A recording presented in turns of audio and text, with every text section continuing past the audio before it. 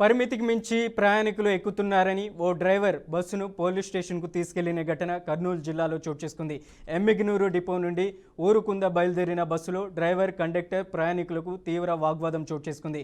ఎక్కువ మంది బస్సు ఎక్కద్దని ఎన్నిసార్లు చెప్పినా ప్రజలు వినకపోగా తిరిగి తమపై దాడులకు తెగబడుతున్నారని డ్రైవర్ వాపోయాడు.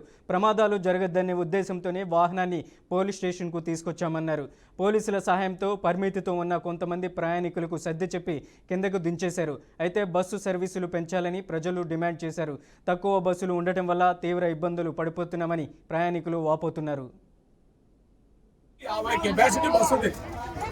బస్సు కెపాసిటీ 50 అయితే 130 మంది ఎక్కితే పోయి ఇంకా దాని మీద పోయి అంటుకునే ప్రమాదాలు వస్తాయి.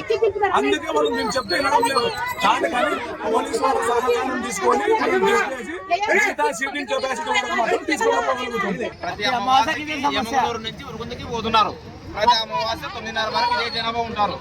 వాళ్ళు పట్టుకొని పోతున్నారు బస్సుల్ని, కానీ ఎటువంటి సేఫ్టీ లేదు. మరి బస్సు యజమాన్యం ఏం చేస్తుంది అర్థం కావట్లేదు. కానీ ప్రతి ఒక్కరికి న్యాయం చేసేదాన్ని ప్రతి నిష్ఠ మాసం నుంచి మీరు ఈ యొక్క సమస్యని